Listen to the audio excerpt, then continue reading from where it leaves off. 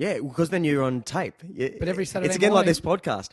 If you get something down, you've done that one park run. That's why I've always wanted to do that Gold Coast Marathon, but have never done it.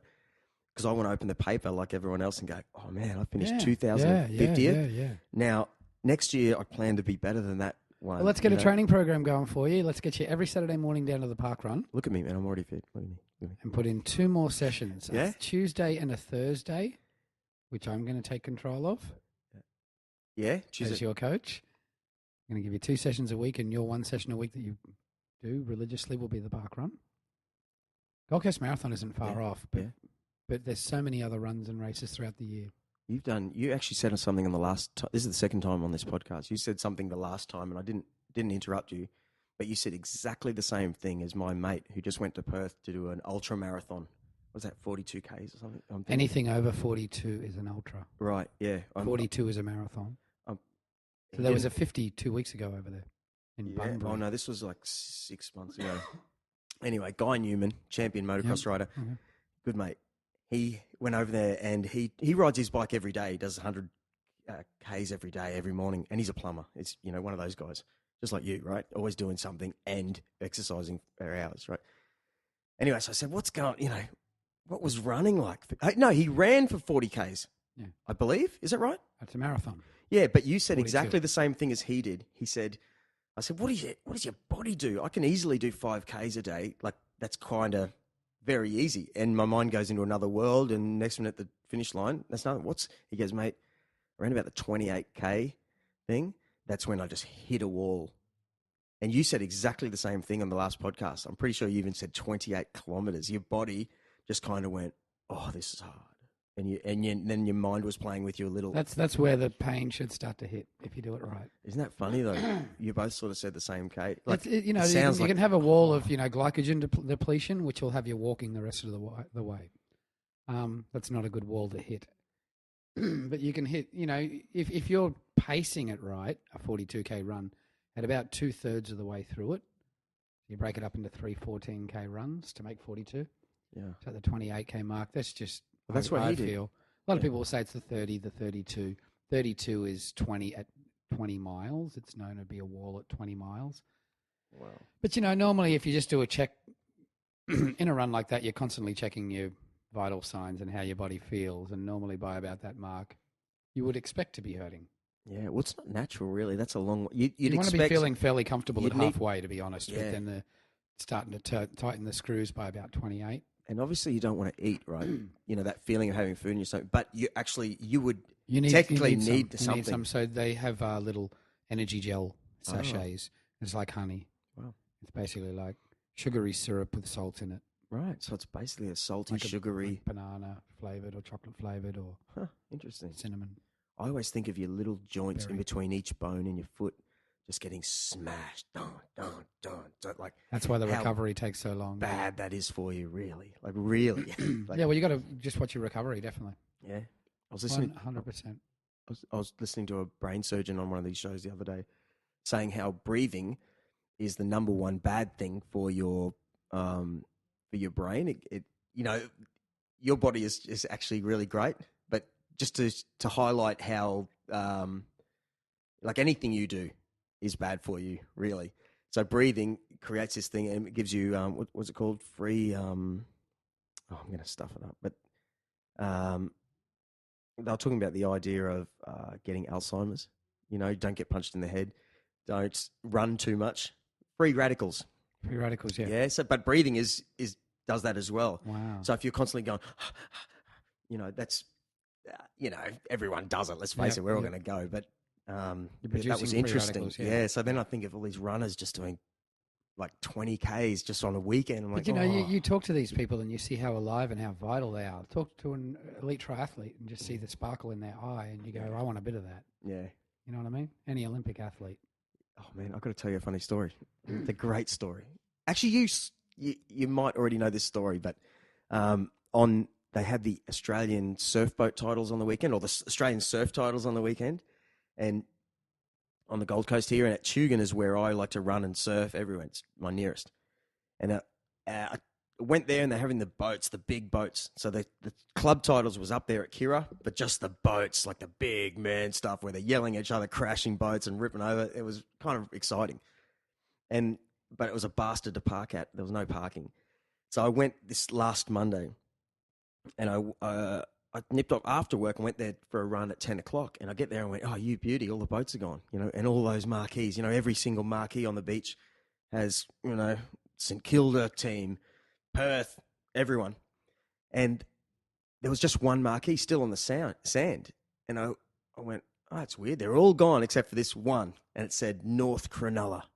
And I get down there and I'm in my little shorty shorts. I go for a run. And as I get closer, I hear, oi, oi, oi, right. And then, I went, it's full of people. And there was no one around at 10 o'clock in the morning, but this little marquee was full of people. And they were having drinking games. And I get round the front of the beach side, and they thought about it. They said, look, let's not upset the locals, North Cronulla. Let's keep all this shut. And it's like pretty hot. And but you could see all these bottles of beer lined up, and they were having their Mad Monday, right? Yeah. But they were celebrating so well. It was really fun. And I ran up the beach, and I came back only to see like little ants one at a time running to the water as I'm getting closer back to that tent.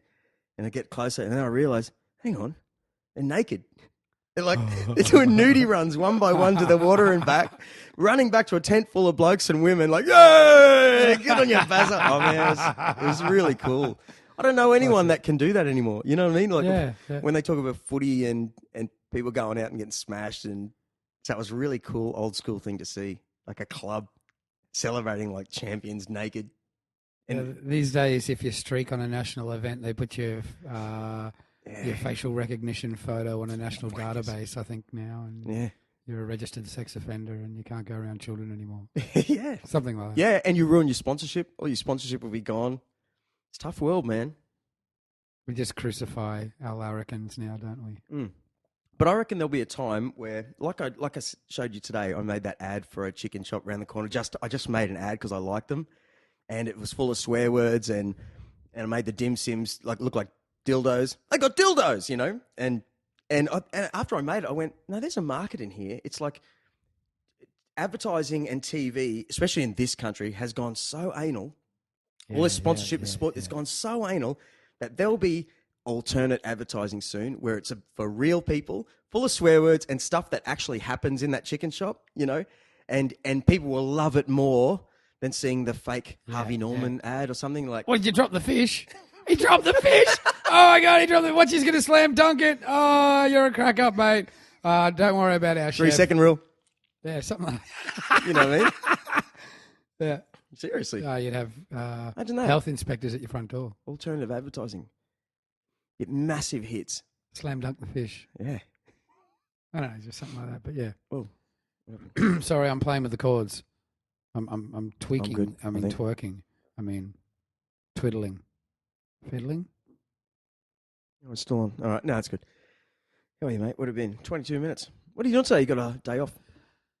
Taking my daughter to swimming. As I said, I'm getting in the pool. I'm going to go hit it. Yeah. Thanks for coming in again. Get some sunshine. Aussie Beach TV. And talk to you about Aussie Beach TV. Yeah, I'll quickly bounce it off everybody if you don't know what Aussie Beach TV is. It's sexy citizen media. Born and bred on the Gold Coast.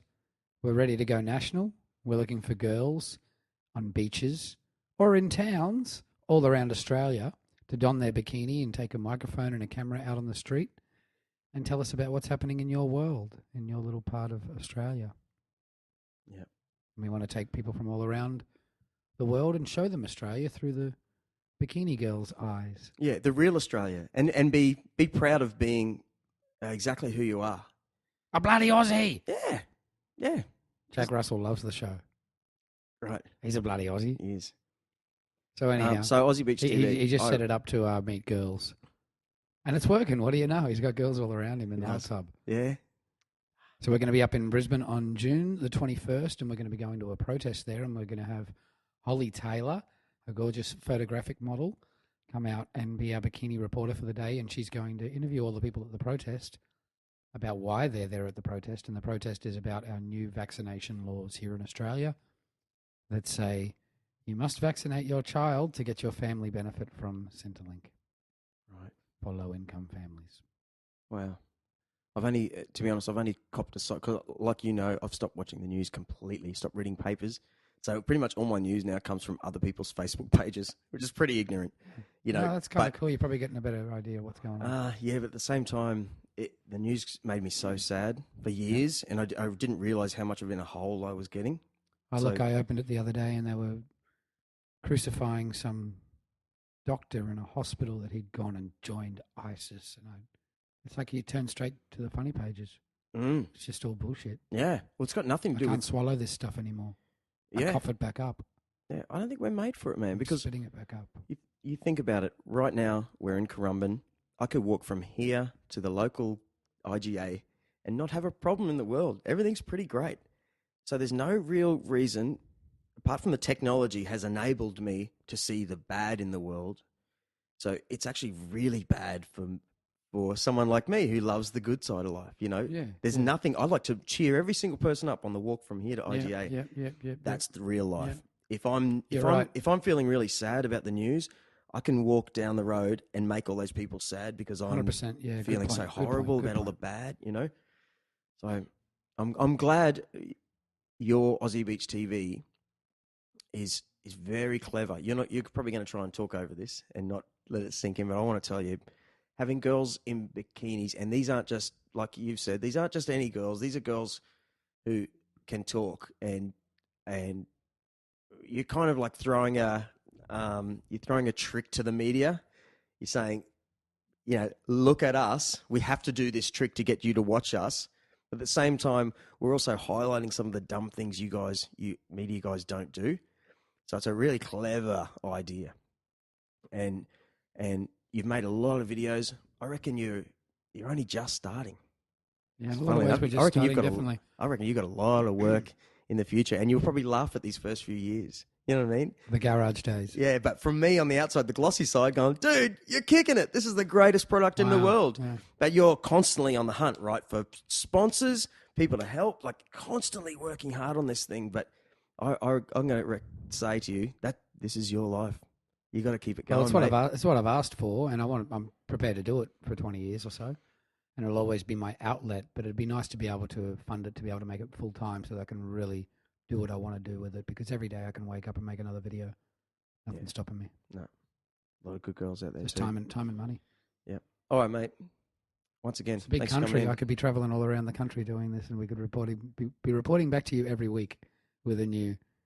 Hey, you do party bikini reporter. You, on top of all the other things, you probably don't want to talk about this, but you do it. You're a party host in Surfers Paradise on the weekend. What's the craziest, dumbest dude you've seen? Come on, film me some. Do you understand? You're when I see party tours on the Gold Coast, I think I'm not going on that, man. Or that's got to be the wildest thing. Give me, it's like knowing stories about the prison. Like, tell me some stories. What happens on there? You see anything? Come on, man. Finish this with a cool little story. I think you got to buy a ticket first and foremost. But I mean, people are so excited and happy to be on the Gold Coast and be out in the clubs. And a lot of people, just turned 18. These schoolies parties are huge. You know what I mean? They're just so damn happy to be there and have beautiful girls around them dancing and having a great time. And I can't believe it. We're on the fucking Gold Coast. We're in Sin City. So, the dumbest thing, I mean, people do dumb things all the time when they drink. Yeah. But you must see... Sorry, I'm cutting you off again, but just fill me with this one answer. Like, do you see, how fashions change? Like, all of a sudden, all the young kids are the homie hip hop dudes, and then that's turned into the hipster beardy kind of, and the girls too. Every year, there's a new look. Yeah, new look. Yeah. And I went out recently in the Gabba. The band had a gig in the Gabba. We found ourselves completely dead sober at 1:30 in the morning. And no, Fortitude Valley, I mean, in the nightclub section of thing, and all of a sudden, I was an old man. These girls are wearing nothing. I'm talking. It just seemed to me like the girls were wearing nothing.